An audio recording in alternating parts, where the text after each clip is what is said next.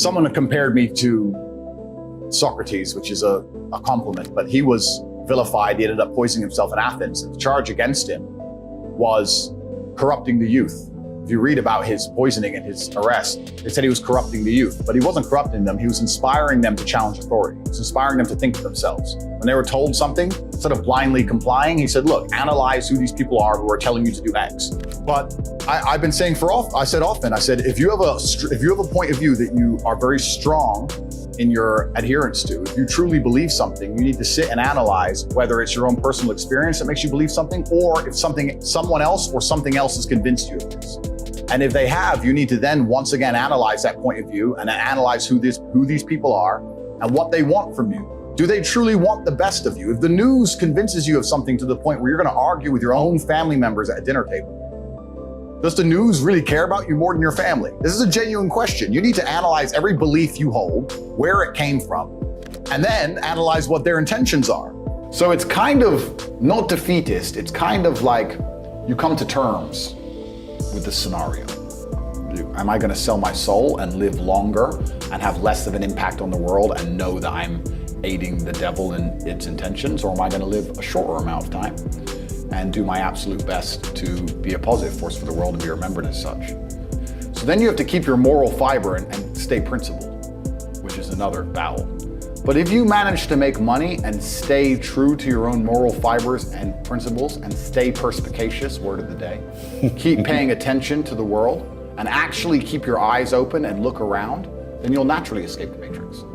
It's natural for the human mind, it's natural human evolution for us to spiritually escape the enslavement. I think that enlightenment is always being able to use your own emotions to your advantage. Every single time I've been furiously angry, it's been a very appropriate time to be so. And I don't mean appropriate because of the reasoning. I'm not saying I had a good reason to be angry. I'm saying that it was the best decision at the time. Every time I've ever been truly sad, again, it was beneficial for me to feel that way. There are times in life where while it's good to be sad, and there's times when it's good to be empathetic, and there's times when it's good to be ruthlessly psychopathically cold.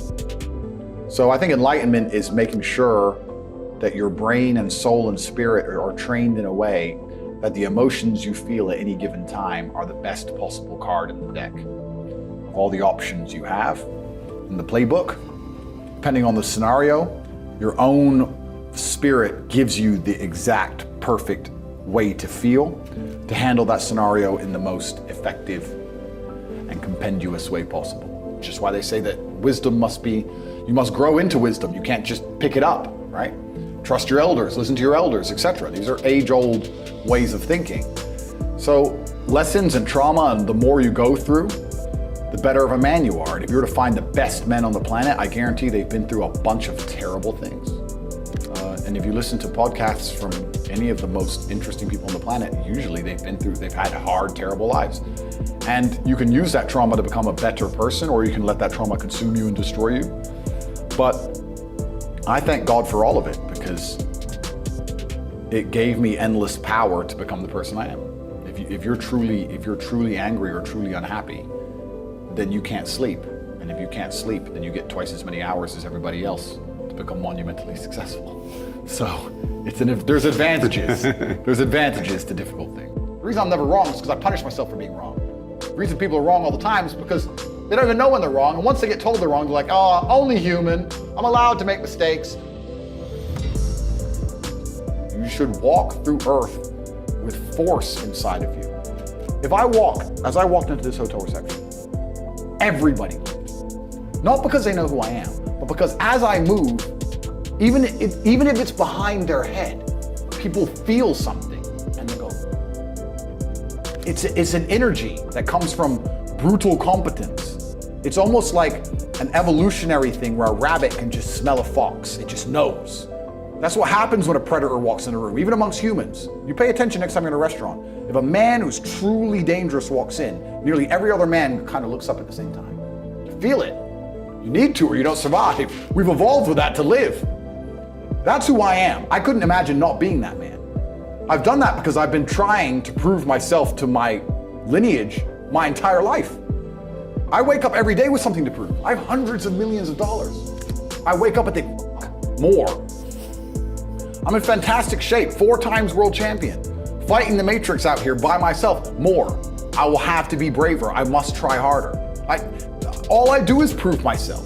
So when I hear people go, I don't have nothing to prove, then you're a fucking loser. Peasants have never felt like they needed to prove anything. But kings felt like they needed to go and conquer land. Isn't that it's coincidental that the king, who already had it all, felt like he needed to go to some far-flung land and conquer it and take it and prove he's the king. But the peasants, oh, I don't have to prove nothing to nobody.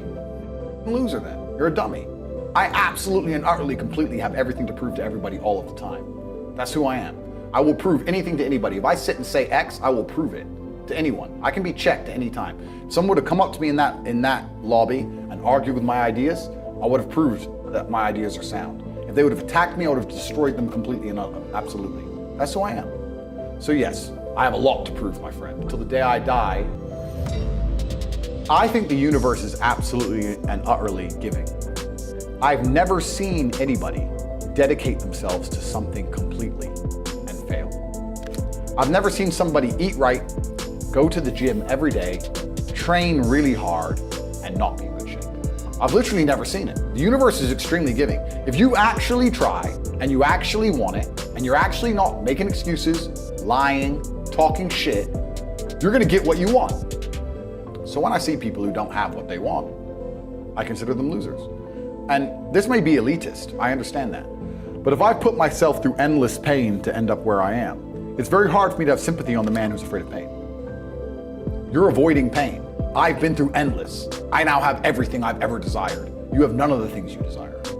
Am I supposed to feel sorry for you? Because you took the easy way out? Am I supposed to look at you and go, oh, poor dude? No, you were a coward. You didn't go through the shit I went through. You didn't put it on the line. So you deserve your substandard reality. That's what you deserve, you loser. Because if you actually wanted it and you actually tried, you'd have it. You could have anything you want. Universe is super giving. You want a Ferrari, you can have it. You want that, you can have her. You can have anything you want on the planet. There's not a girl I look at that I want that I can't have. Not one. That's my reality. There's not a car I can't have. There's not a house I can't buy. If I want to go to a yacht, if I want to go to Antarctica, there's nothing I can't have. Bam. Because I've decided to become this man. It's the same for absolutely every single one of you at home. If you want it, you can have it. If you're sitting there saying, oh, but I tried my best and I still didn't get it, you're lying. You didn't try your best.